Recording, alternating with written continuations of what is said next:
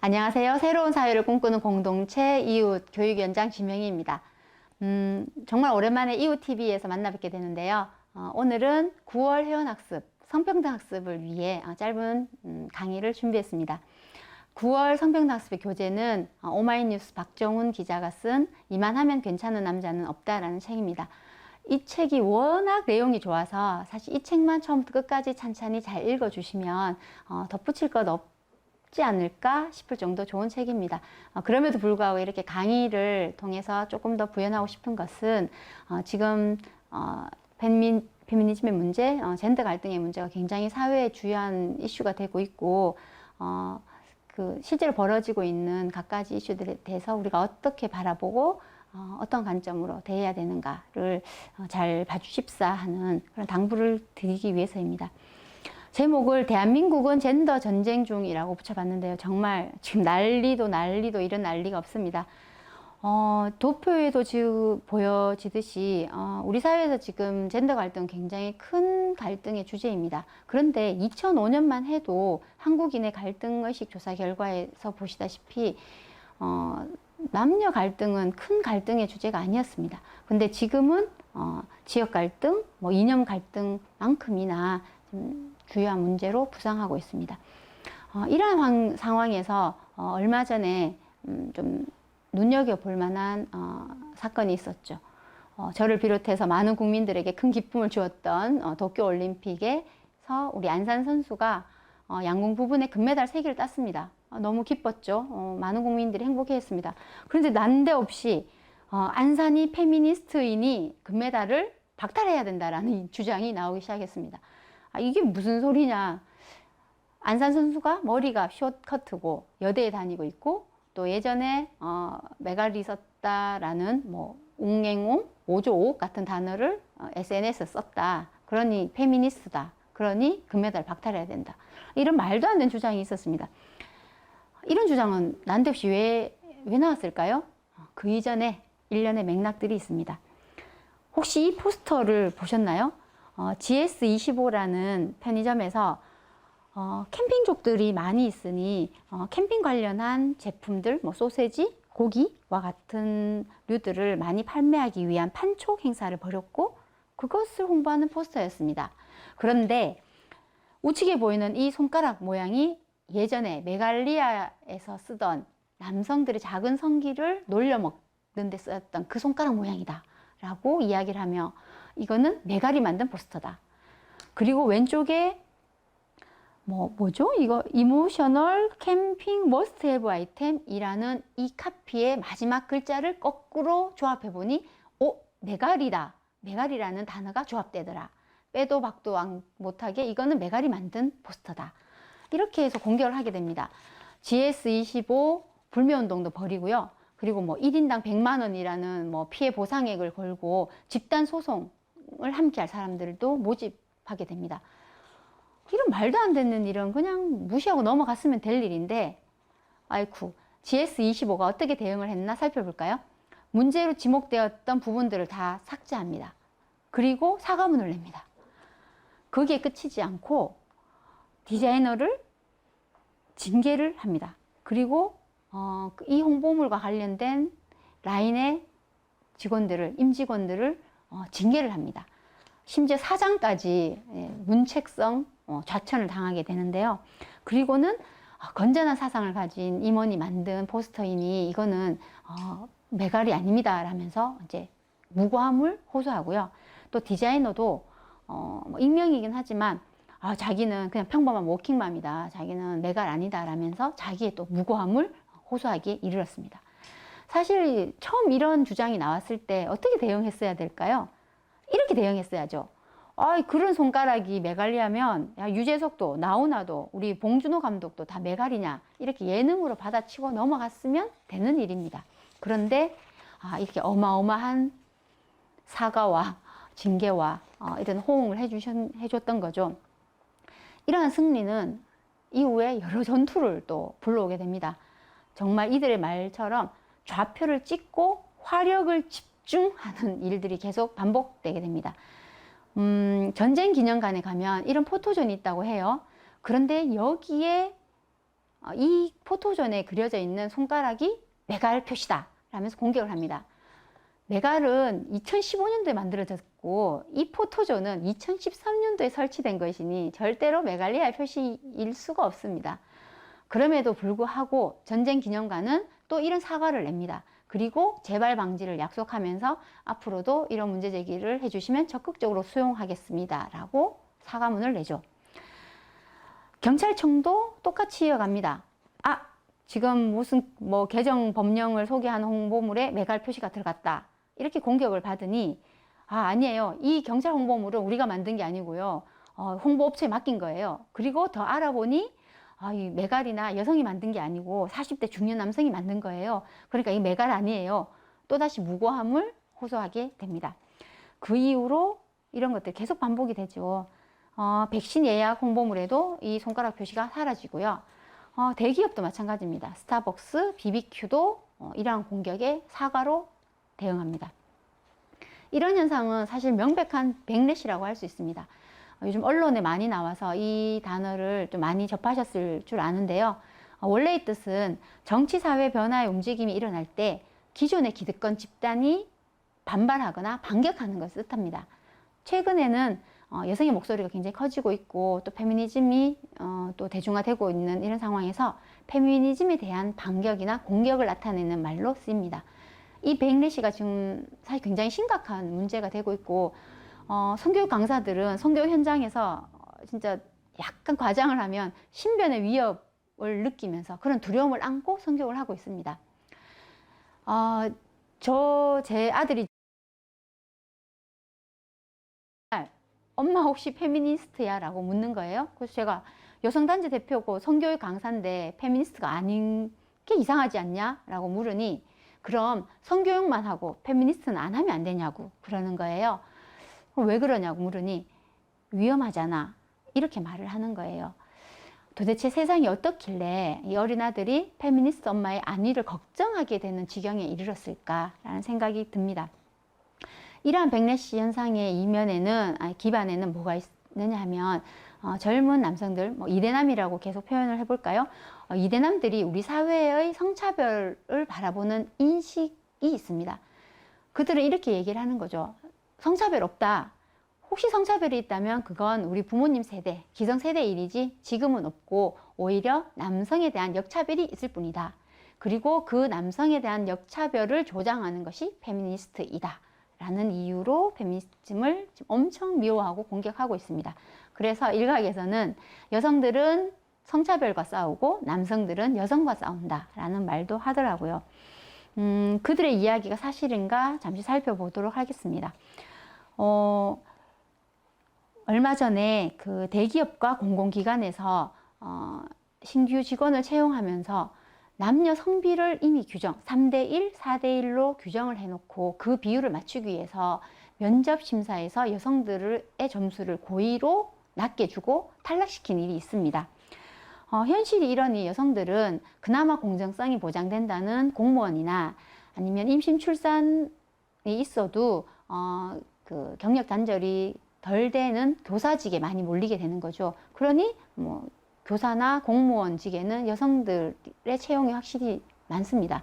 이 지표만 보고 여성들이 더 많은 일자리를 차지하고 있다. 여성 상위 시대다라고 이야기를 하고 있습니다.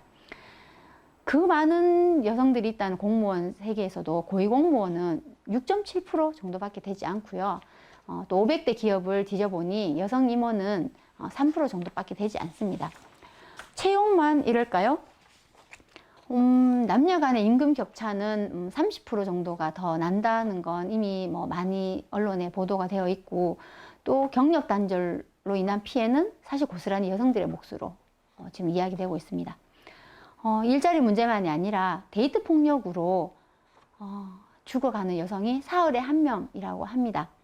얼마 전에도 20대 여성이 자기 남자친구에게 정말 그야말로 맞아 죽은 사건이 있고 그 과정이 CCTV를 통해서 언론에 공개되어 지금 사회적 공분을 일으키고 있었죠.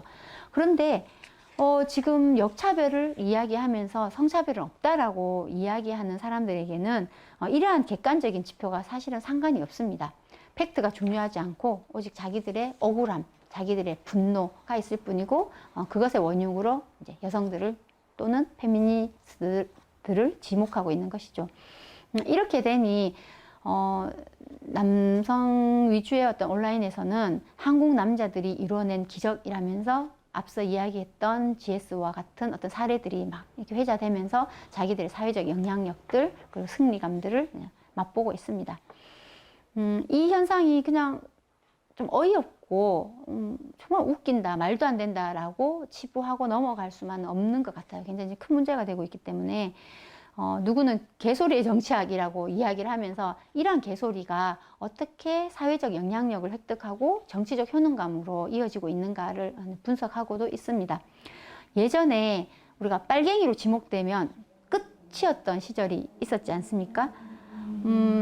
지금 이런 성차별에 대항하는 이런 목소리, 이러한 움직임들은 지금 너 페미냐, 너 메갈이냐 이런 낙인이 찍히면 끝이라는 불안감, 두려움으로 인해서 굉장히 제약받고 위축되고 있습니다.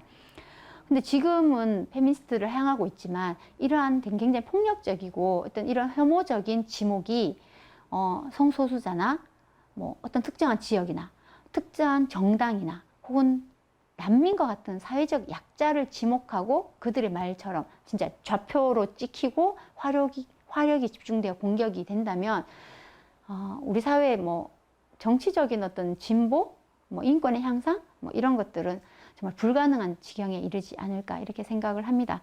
그럼 이런 식의 정말 말도 안 되는 어떤 개소리에 힘을 실어주고 억울함을 조장하고 또 젠더 갈등을 부추기고 있는 세력은 누구인가? 저는 정치와 언론이라고 생각을 합니다. 정치권을 먼저 보겠습니다. 성평등에 반대하는 이대남들의 표심을 잡기 위한 정말 눈물겨운 노력들이 이어지고 있는데요. 뭐 청년들 특히 남성들의 이야기를 듣는 토론회, 간담회도 정말 당을 막론하고 열고 있습니다. 물론 우리 정의당은 그런 짓을 하지 않고 있습니다. 그리고 대통령 직속의 정책기획위원회에서는 여성 편향적인 정책들로 인해서 이대남들의 어떤 정치적인 지지도가 떨어지고 있다라는 분석 보고서를 내고 있기도 합니다. 상황이 이러니 이들의 표심을 잡기 위해서 정말 굉장히 역사의 수레바퀴를 지금 거꾸로 되돌리고 있는 어떤 주장들이 나오고 있습니다. 기울어진 운동장을 바로잡기 위해서 정말 고생해서 만들어냈던 어떤 성평등을 위한 정책 제도들이 지금 어쩌면 폐지될 수도 있는 위험에 빠져 있습니다. 여성가족부를 폐지하겠다라든지 또 군 가산점 제도를 오히려 부활하겠다라든지 아니면 여성 할당제를 폐지하겠다라든지 이런 이야기들이 정치권에서 나오고 있습니다. 이들이 이렇게 움직이게 된 데는 전 언론의 책임도 크다고 생각을 하거든요. 누구의 목소리에 마이크를 대주고 누구의 스피커가 되어주고 있는가를 보면 그들은 굉장히 편향적인 정말 젊은 남성 위주의 스피커 노릇을 하고 있습니다. 그래서 누군가들은 언론은 이대남 이런 신조어를 만들 그 시간에 정말 청년들의 진정한 소리에 귀 기울여라 이러한 논평도 내고 있습니다. 하나의 사례를 소개하겠습니다. 중앙일보에서 이 기사를 내서 제가 참 기가 막힌다 생각을 했는데요. 누구나 이제 겨털이나 뭐 유두가 드러나는 것을 좀 불편해하죠. 그러니 요즘 2030 남성들 중에서 이제 겨털을 좀 깎고 또 유두를 가리는 패치를 또 옷 안에 착용을 하고 뭐 이러는 일이 있었나 봅니다. 이거를 기사화하면서 2030 남성들 눈물겨운 여름나기라고 제목을 붙였습니다. 많은 여성들이 이 기사를 보면 기가 차겠죠. 여성들은 아무도 겨털을 내고 살지 않습니다. 그래서 마음 편하게 민소매도 못 입고 또 뭐 수영장을 가거나 이렇게 할 때는 좀 다 겨털을 다 깎게 되죠. 그리고 다 아시다시피 여름에 정말 땀이 채이도록 그 덥고 불편하지만 다 브래지어를 하고 삽니다. 그런 여성들의 불편에 대해서는 한마디도 없다가 일부의 남성들이 이런 불편을 겪게 되니 정말 이건 이렇게까지 다루어져야 되는 불편함으로 정말 눈물겨운 여름나기라는 눈물겨운 제목으로 이슈화되고 있습니다. 누구의 스피커가 되고 있는가, 누구의 이슈가 우리 사회 전체 이슈가 되고 있는가를 보여주고 있는 거죠. 그럼 이런 생각이 들 수도 있을 것 같아요. 성차별은 나쁘고 성평등 해야 돼. 그리고 페미니즘도 필요해. 그런데 일부분의 페미니스트들은 좀 불편하고 좀 문제지 않아? 라는 이야기가 있을 수 있을 것 같습니다. 대표적으로 메갈리아 이야기인데요. 먼저 메갈리아는 지금 없는 조직이에요. 2015년도에 만들어졌고 2017년도에는 사라졌습니다. 지금 우리 보고 너 운동권이야? 이렇게 물으면 그 질문은 오케이. 그런데 너 적군파냐? 이렇게 물으면 좀 황당하지 않을까요? 억울하고 지금 너 메갈이야? 이런 질문 사실 성립되지 않습니다. 그런데 대표적으로 나쁜 페미니즘을 상징하면서 이제 메갈리아가 지금 언급이 되고 있는데요. 그들이 벌였던 전략, 미러링 때문인 것 같아요. 많은 남성들이 여성 혐오를 일삼으니 그거를 그대로 되돌려주는 전략을 썼었죠. 그런 것이 불편함을 줬다고 생각합니다. 그런데 저는 메갈리아를 보면서 정치적 올바름이라는 것에 대해서 우리가 한번 생각해 보면 좋겠습니다. 사실 과거와 달리 페미니즘 굉장히 대중화되었고 저는 대중화 그 자체가 뭐 굉장히 긍정적이다, 부정적이다 뭐 이렇게 판단하기 어려울 것 같아요. 긍정적인 부분도 있고 부정적인 측면도 있습니다. 다만 에너지의 크기가 달라진 건 명백한 것 같아요. 그러니 정치적 올바름이라는 것이 요구되고 있는 상황인 것 같습니다. 그런데 저는 모든 운동에서 과잉의 순간이라는 건 있을 수 있다고 생각을 하거든요. 새로운 가치, 새로운 주장이 우리 사회에 등장할 때는 그 가치를 담는 새로운 방식과 함께 등장합니다. 그렇게 등장하는 새로운 그룹에 대해서 우리 사회는 주목하고 재밌어 하기도 하고 불편하기도 하고 또 긴장하기도 하고 그렇게 이루어졌던 그간의 역사라고 생각을 하는데요. 메갈리아의 등장을 보면서 사실 많은 여성 운동가들이 충격을 받았죠. 모든 여성 운동가들이 메갈리아를 옹호하거나 뭐 좋아하지 않습니다. 저도 제 취향은 아니에요. 그런데 그들이 이렇게 얘기했습니다. 정치적으로 올바르게 말해봤자 그런 정치적 올바름 따위는 아무도 신경 쓰지 않더라. 하나도 세상을 변화시키지 못하더라. 그리고 여성 혐오와 싸우는 이들과 싸울 때 이 정치적 올바름이라는 건 오히려 무기가 아니라 족쇄더라. 사회가 전혀 정치적으로 올바르지 않기 때문이다 라는 이야기를 합니다. 예를 들면 남성들이 어떤 온라인 커뮤니티에서 계속 김치냐라는 표현을 쓰면서 여성들을 비하하고 혐오했습니다. 그래서 여성들이 불편을 호소하며 이 단어를 금지시켜 달라고 관리자 측에 요청을 했는데 듣지 않았어요. 그런데 여성들이 김치남이라는 말을 쓰면서 남성들의 심기를 건드렸고 남성들이 불편을 호소하니 김치녀가 동방금지어가 됩니다. 자, 또 한 사례는 물뽕이라는 게 있죠. 그 무색 무치에 이제 거의 뭐 사람의 정신을 잃게 하는 약인데 이걸 이용해서 여성들을 성폭행하는 일들이 비일비재했고 그것을 판매하고 홍보하는 것들이 이제 올라오니 여성들이 이 사이트에서 우리 온라인 커뮤니티에서는 이것에 대한 홍보, 판매를 금지해달라 이야기를 했습니다. 그러나 아무런 조치를 취하지 않다가 한 여성이 진짜 물뽕을 산 것도 아니고 그냥 가짜 물약을 가지고 나 오늘 물뽕 샀고 이걸로 남자 고등학생 오늘 어떻게 해보겠다 라고 글을 올립니다. 난리가 났습니다. 그리고 얼마 뒤에 물뽕 판매와 홍보와 관련된 게시물은 여기에 금지되게 됩니다. 소라넷만 해도 엄청난 뭐 디지털 성폭력뿐만 아니라 직접적인 막 강간 모의까지 있고 실제적인 강간으로까지 이어지는 굉장히 이제 나쁜 사이트였지 않습니까? 그런데 뭐 추적이 되기 어렵기 때문에 뭐 폐쇄나 금지가 어렵다, 단속이 어렵다 이렇게 얘기를 했어요. 소라넷은 일관되게 굉장히 집요하게 소라넷의 문제를 메갈리아에서는 소라넷에 대한 문제를 일관되고 지속적으로 사회에 환기시켰습니다. 그 결과 소라넷이 폐지되었죠. 이걸 보면서 사실 기존 여성 운동가들이 정말 메갈리아는 우리가 봐도 입에 걸레를 물고 진짜 발언하고 싸우는 집단이었습니다. 그 방식도 놀라웠고 근데 그들로 인해서 또 이런 사회적인 변화가 일어나는 것도 놀라웠습니다. 그러니 진짜 우리에게 정치적 올바름이란 무엇인가 정말 고운 말로 순한 말로 싸워왔던 그러나 그 싸움의 끝에 어떤 것도 잘 이루어내지 못했던 이런 일정한 시기를 또 돌아보면서 진짜 우리가 메갈리아를 모두 옹호하고 좋아하는 건 아니지만 우리 모두는 메갈리아로부터 빚을 졌다라는 말을 하게 되는 거죠. 그 구절은 이 책에도 나옵니다. 그리고 끝으로 그럼에도 정치적으로 올바르라도 어떤 방식이나 어떤 표현으로 인해서 뭔가 불쾌하고 불편한 건 좀 문제가 아닌가라는 이야기가 있을 수 있습니다.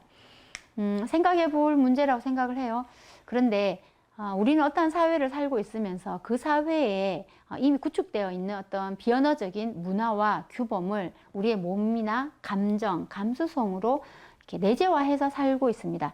그런데 이 규범의 경계를 건드리는 어떤 도전적인 질문, 어떤 주장, 비판을 접하게 되면 그건 뭔가 자연스러운 것에 대한 도전, 공격처럼 보이게 되고 불편하게 됩니다.